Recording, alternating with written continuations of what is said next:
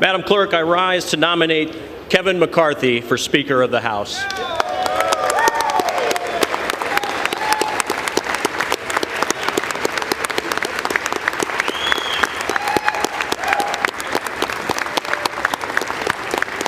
The gentleman is recognized.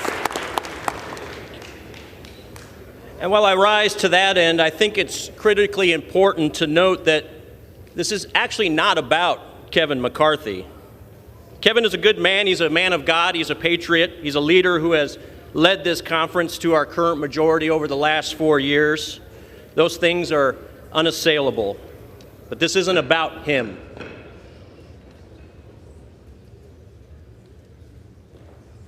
This isn't about Kevin McCarthy. I put no single human being on a pedestal, and certainly not before God and not before the gift that he has blessed us with this grand experiment that we call the United States of America. This isn't about Kevin McCarthy, but the matters before us are of stupendous magnitude.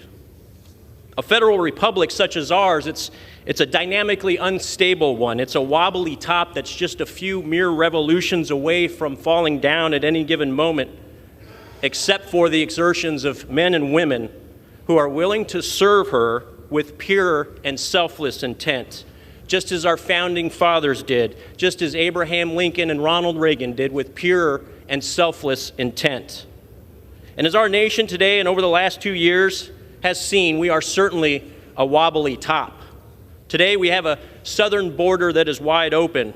As a result of that and as a result of our executive branch policies, today 200 fellow Americans will die of fentanyl poisoning, and roughly 5,000 illegal immigrants will be victims of human smuggling.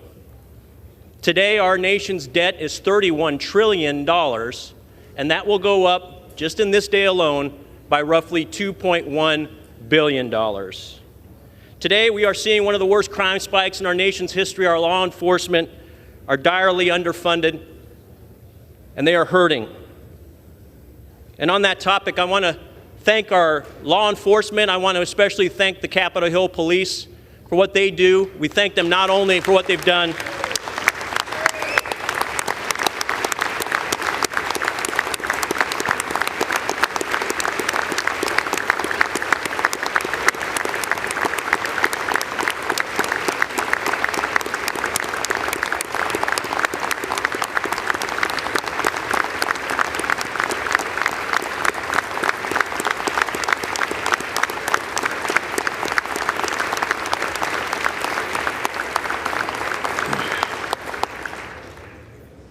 our police also serve with that pure and selfless intent. They do it every day, and we should thank them every day.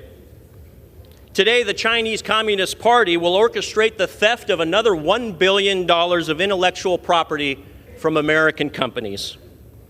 And the Chinese Communist Party is still today not being held accountable for the deaths of millions of people around this planet, deaths as a result of a genocide within their borders, and deaths as a result of COVID outside them.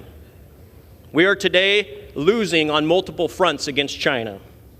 So today isn't about a single human being. It's not about Kevin McCarthy. It's about the 13 Gold Star families who still suffer today mercifully, without closure and without accountability, after the unnecessary loss of their loved ones in Afghanistan over a year ago. And today, speaking of our military, today roughly 40 active duty and veterans of our military will commit suicide.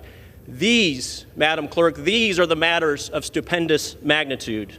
This isn't about a man in a suit in the halls of Congress. It's about 330 million Americans. It's about the preservation of the Constitution and the liberties guaranteed therein. It's about the 246 years of pride and providence that we have enjoyed as a nation. And above all things, it's about ensuring that this beautiful journey exists for generations to come. That doesn't happen if we don't address and rise above the multiple existential crises that we experience today. We must be victorious in this cause, and victory begins with allowing this body to get to work. It begins today. Now, winning isn't easy, okay? Winning isn't easy, but winning is necessary. And of all folks in this chamber, I know that winning isn't easy. I represent a district where only 29% of my voters are registered in the same party as I.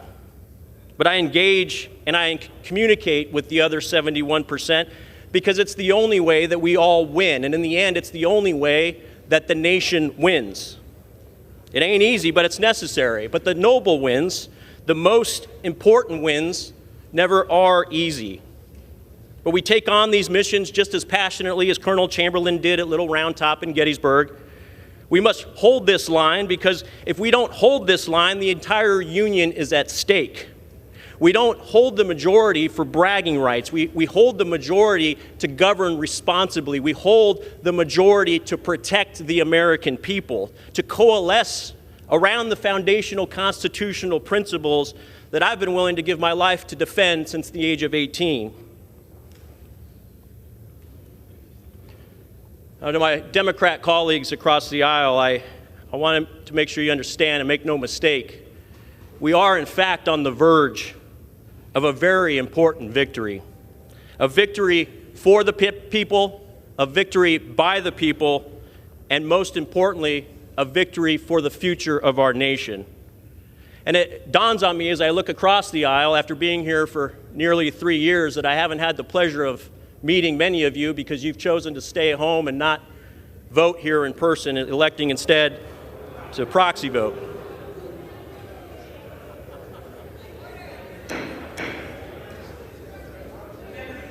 Is reminded to direct his remarks to the chair. Well, it's a pleasure to see 212 of you here today. It's also a pleasure to see the end of the proxy voting. And let me end with this. I'm extremely proud of my colleagues on this side of the aisle. The last 4 days, they haven't been ideal. They've been difficult. But I do see fighters.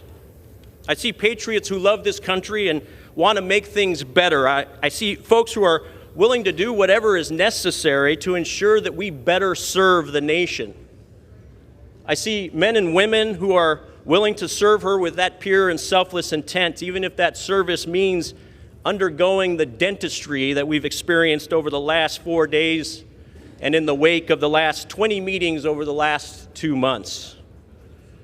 Let me be clear, these are not concessions to the rules. These are critical evolution of the rules for the good of the nation.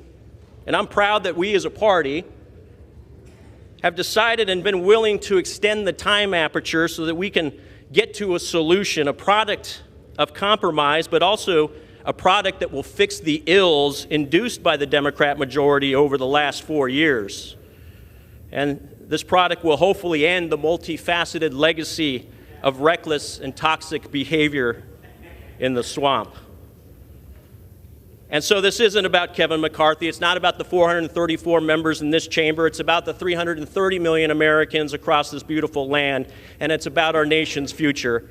The person who will lead us on that journey will be Kevin McCarthy. He has earned this position, and I have the honor of nominating him at the direction of the Republican Conference as the Speaker of the House of the 118th Congress. God bless the United States.